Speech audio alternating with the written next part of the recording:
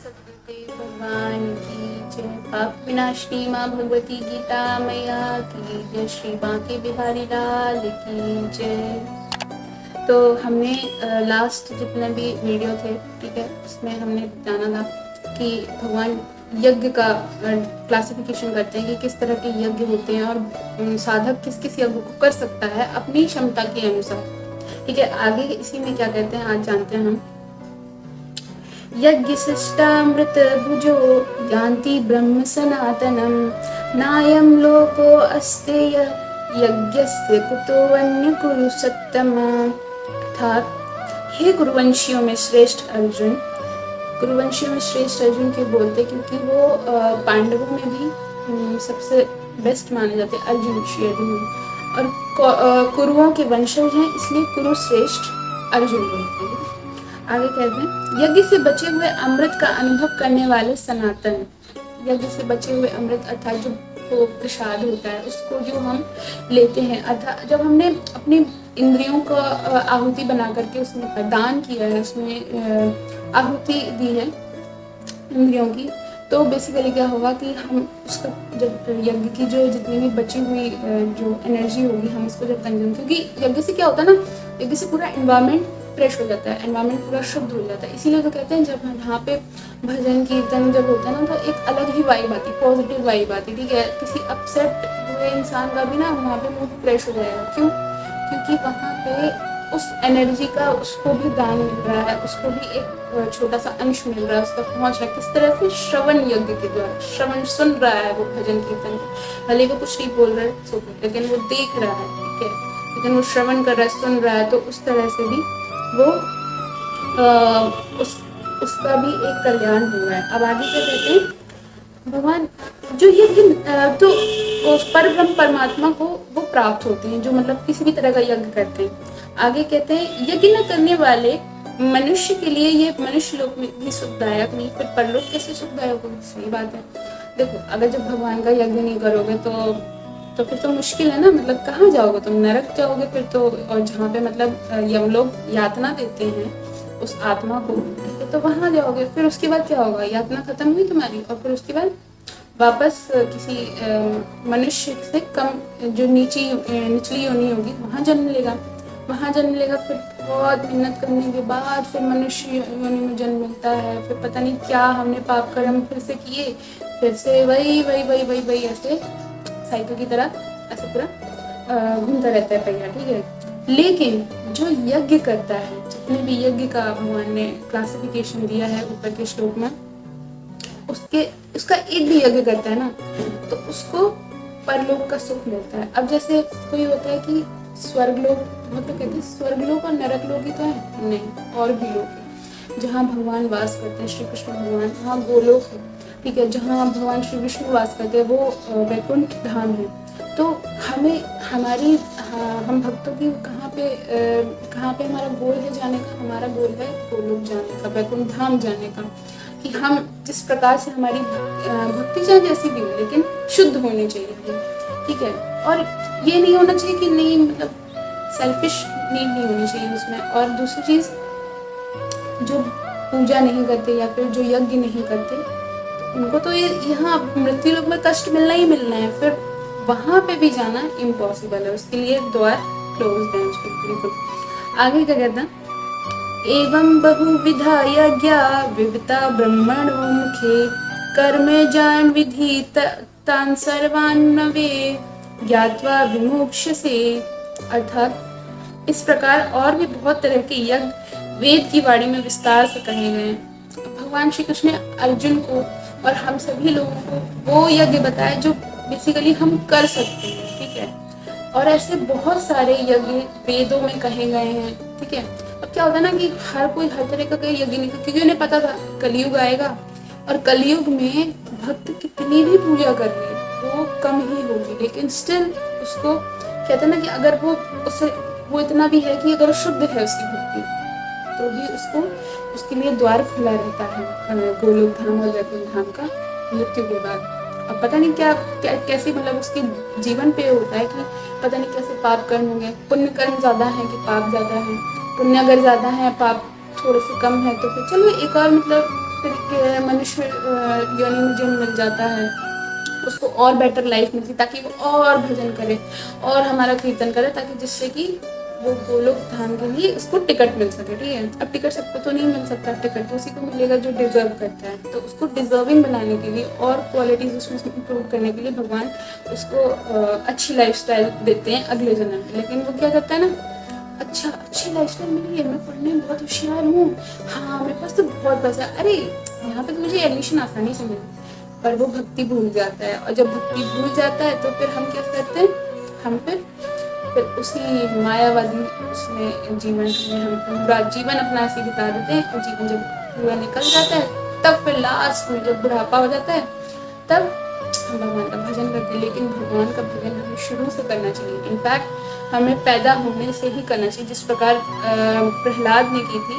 भक्त प्रहलाद ने भगवान विष्णु की इतनी पूजा की थी और लास्ट तक उन्होंने की थी, क्योंकि भगवद गीता में भी ऐसा कहा जाता है कि जब संतान माँ के गर्भ में होती तब से ही वो भगवान श्री कृष्ण की बहुत प्रार्थना करता है और वो कहता है कि भगवान मुझे यहाँ से निकालिए, मुझे क्योंकि बहुत यातनाएं सहनी पड़ रही हैं और मैं यहाँ से निकलते ही आपका भजन कीर्तन सब करूँगा, मैं आपकी पूजा करूँगा। लेकिन वो बाहर आते ही सब भूल जाता है।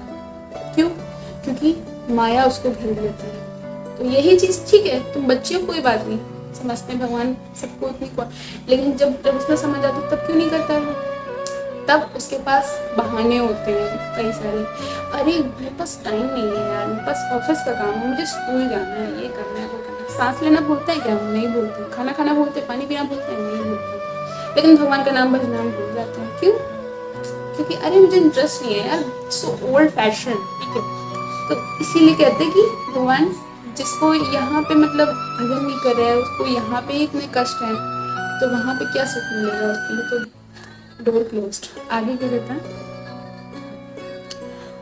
श्रेयान द्रवम यज्ञान ज्ञान यज्ञ परंतप सर्वकर्माखिलम पार्थ ज्ञाने परिसमाप्यते।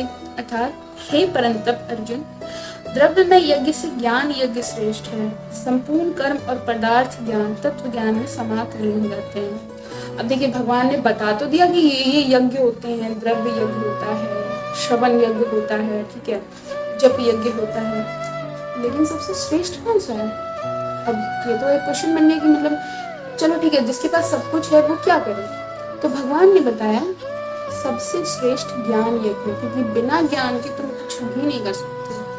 ज्ञान क्या है? स्पिरिचुअल नॉलेज तुम्हें, मतलब जो तुम्हें भगवान की ओर अग्रसर करेगी। वो कैसे मिलेगा?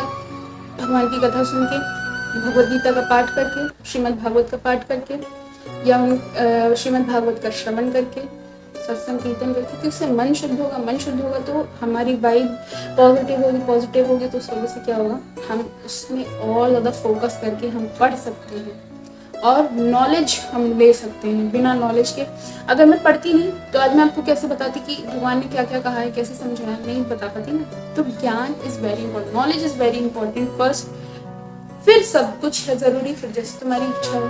क्योंकि जितने भी आपने देखे होंगे, जितने भी राक्षस थे, ठीक है, और जो देवता थे, जितने भी महान पंडित थे, जैसे कि आदिगुरु शंकराचार्य थे, और राक्षसों में हम देख रहे रावण था, ठीक है, और बहुत सारे ऐसे जो लोग हैं, ठीक है, तो उनमें भी ज्ञान सबसे पहले प्राप्त किया। बिना ज्ञान के कोई कुछ नहीं कर पाता। ठीक है, आगे क्या कहते हैं? तद्विधि प्रणिपातेन परिप्रश्नेन सेवया उपदेक्ष्यन्ति ते ज्ञानं ज्ञानस्तत्त्वदर्शिनः। अर्थात उस तत्व ज्ञान अर्थात जो मुझे तत्व से, मतलब जो बेसिक चीज़ से मुझे जान लेता है। तत्व मीन्स, अब हम ये समझे कि जो ज्ञान तो बहुत सारा है, लेकिन जो एक्चुअल जो ओरिजिन है उस चीज़ का, ठीक है, जो बेसिक ज्ञान जिसको हम ओरिजिन से समझ लेते हैं। फॉर एग्जाम्पल, अब कोई पेड़ है, ठीक है, तो पहले तो हमने देखा अच्छा ये पेड़ है, तो पेड़ है। पेड़ का ओरिजिन कैसे होता है? नीचे से होता है ये तो, ठीक है, हमने देख लिया। अच्छा, इसके अंदर रूट्स भी हैं, ओके, तो रूट्स में हम क्या करेंगे? लेकिन ये आए कहाँ से यार? अब कोई ऐसे लगा के तो गया नहीं होगा। फिर हमने जाना कि बीज, एक छोटा सा बीज, इसकी उत्पत्ति होती है, तो वो ओरिजिन, वो तत्व है, बीज इस तत्व। तो यहाँ पे ऐसे समझ, जो उनके तत्व से उन्हें जान लेता है, जो तत्व ज्ञान को समझ लेता है, वो उनकी साष्टांग दंडवत प्रणाम करने से, उनकी सेवा करने से और सरलता पूर्वक प्रश्न करने से तत्वदर्शी ज्ञानी महापुरुष तुझे उस तत्व ज्ञान का उपदेश।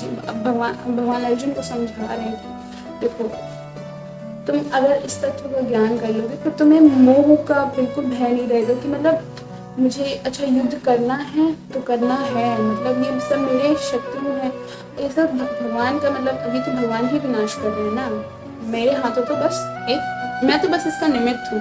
तो इस चीज़ को जो जान लेगा वो फिर ज्ञानी हो जाता है, वो फिर इन सब मोह के बंधन से छूट जाता है। ठीक है, और आगे कहते हैं श्रीमद् भगवान, यज्ञात्वा न पुनर्मोहमेवं यास्यसि पांडव येन भूतानि शेषेण द्रक्ष्यस्यात्मन्यथो मयि।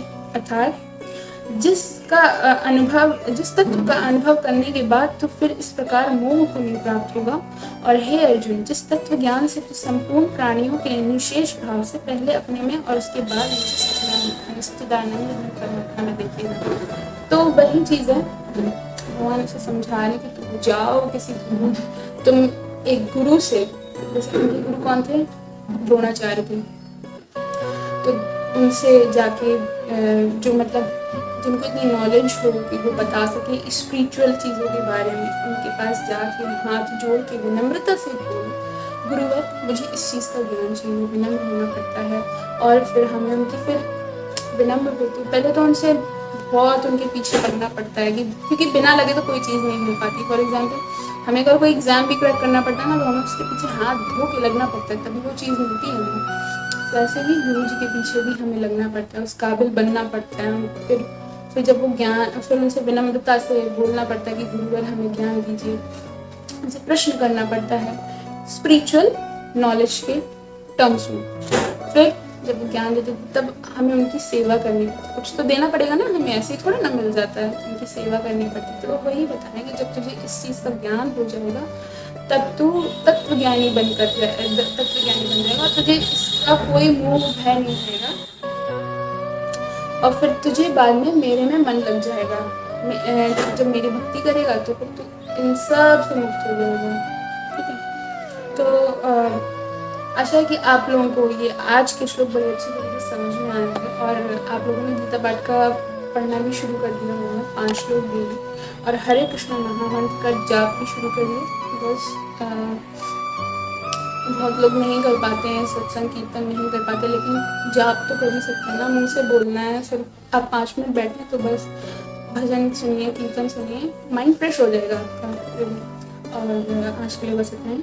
हरे कृष्णा।